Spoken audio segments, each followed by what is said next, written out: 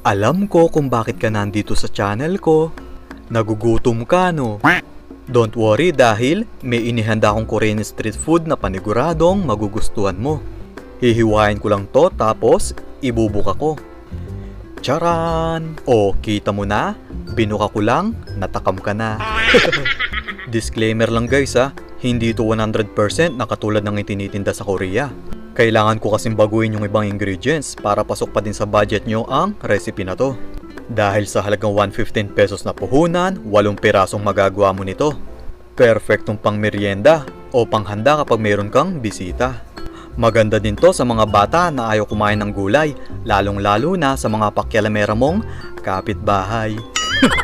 Yo, what's up mga kaloko? Ako nga pala ang inyong Lokong Kusinero and welcome to my cooking channel. Grabe, ang sarap ng itsura oh. Ang recipe natin for today ay Korean egg toast. Masarap to at pwede mo din inegosyo. Ang kagandahan nito guys, masustansya na at nakakabusog talaga. Siya nga pala, pwede nyong gamitin ang mga pictures na to para sa negosyo nyo. Search nyo lang ang Facebook page ko na Lokong Kusinero at i-download ang mga pictures na to. Pinotoshoot ko talaga yan para sa inyo. Ready na ba kayong mag-anyong sayo kahit nasa Pilipinas lang kayo? Kung ready na kayo, tara! Intro muna tayo.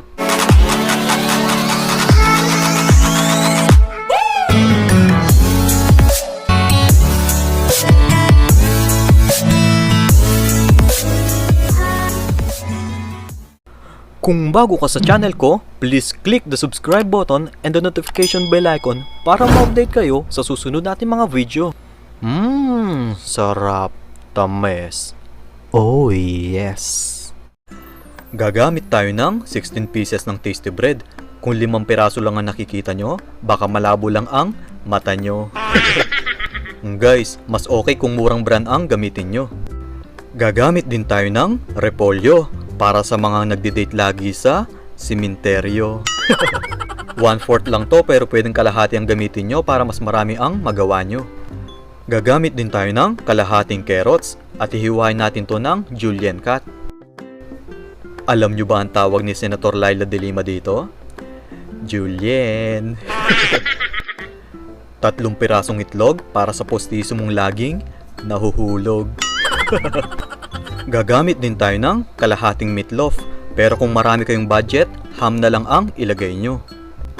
Gagamit tayo ng 100 grams of butter. Pagdating sa butter, ito talaga ang ginagamit ko. Magnolia, baka naman kahit isang manok lang. 3 tablespoons of ketchup. Sa Magnolia, ako ay nakikiusap. 3 tablespoons of mayonnaise para sa mga rapper na nakabrace. Ano one thing, body going down, kami yung highest pa.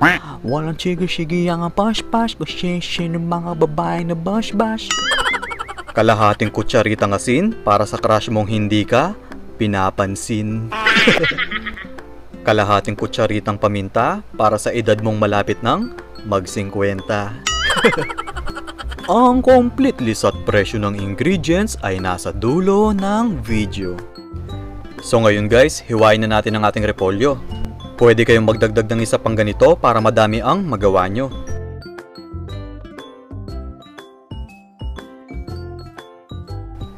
Kailangan guys, ganito kanipis ang pagkakahiwa nyo. Next, balatan naman natin ang ating carrots. So ngayon, kailangan natin itong hiwain ng manipis. Ingat lang guys, dahil medyo madulas ito. Tapos, hihiwain natin to into strips o julienne cut. So, heto na ang ating julienne. Kailangan ganito kanipis ang carrots nyo. Sunod naman natin i-slice ang ating meat loaf. Kung mapapansin nyo, sobrang nipis ng ginagawa ko para hindi ito nakabukol sa ating egg toast. Kapag ganito na ang itsura, it means okay na to.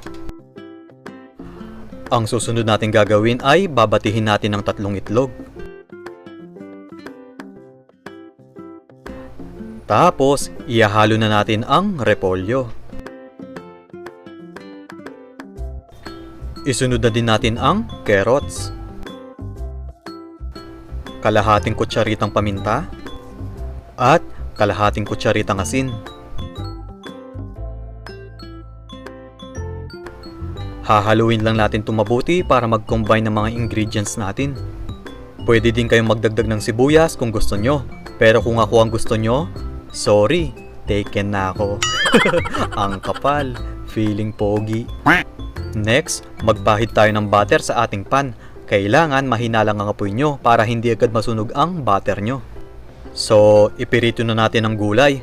Mga 2 kutsara lang ang ilalagay natin. Kailangan natin palaparin to guys para sakto sa tasty bread natin. At ang pinaka-importante ay kailangan natin magawang hugis kwadrado ito. Madali lang to guys. Itulak-tulak nyo lang yung 4 na sides habang pinipirito. So next ay baligtarin naman natin to para maluto ang kabilang side. Siguraduhin nyo muna guys na luto na ang itlog bago nyo baligtarin para hindi ito masira. So okay na to guys. Ilagay muna natin sa plato para makapagpirito pa tayo. Grabe, nakakatakam talaga ang itsura nito. Ulitin lang natin ang procedure kanina, pero hindi ko na ipapakita lahat para matapos tayo agad.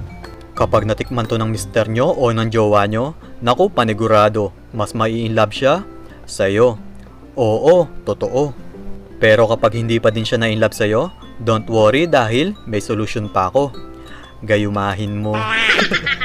Kung hindi siya nadadaan sa masarap na pagkain, haluan mo na ang kanyang kinakain. Pero syempre, joke lang yun. Dahil ang wagas na pag-ibig, hindi nadadaan sa itsura, kundi sa gutom na sikmura. Next, magpahid ulit tayo ng butter dahil ipipirito na natin ang meat loaf. So, ilagay na natin to sa ating pan. Kailangan mahina lang ang apoy nyo dahil medyo tumitilansik ito. Halu-haluin natin guys para yung butter ay kapit na kapit sa meat loaf. Kailangan kasi maging golden brown ang kulay nito. So, okay na to. Ilagay muna natin sa strainer para matanggal ang excess butter.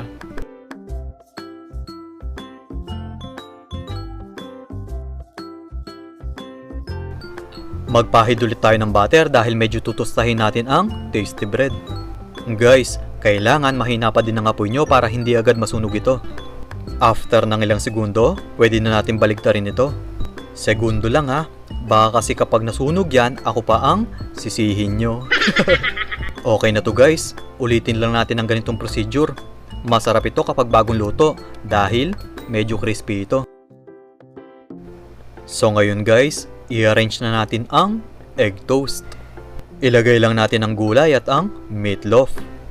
Guys, pwede kayong maglagay ng ham at cheese kung gusto nyo para mas lalong sumarap ito. Tapos, lagyan na din natin ng ketchup.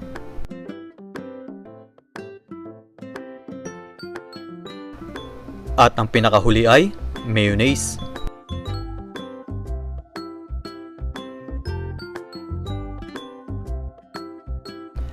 So ngayon guys, hihiwain ko to sa gitna para makita nyo ang itsura ng palaman nito. Ang ganda ng resulta na nagawa natin. Itsura pa lang, nakakagutom na. Heto na ang ating Korean egg toast. Try nyo na din ang recipe na to. Masarap na, masustansya pa. Kung nagustuhan mo ang recipe ko na to, palike naman itong video ko at pasubscribe na din sa channel ko. Guys, kapag na-try nyo itong gawin, balikan nyo ako sa pamamagitan ng pag-comment sa video ko na to. Interesado kasi ako malaman sa nagiging resulta ng niluluto nyo. Pero bago ko tapusin to, shoutout muna tayo.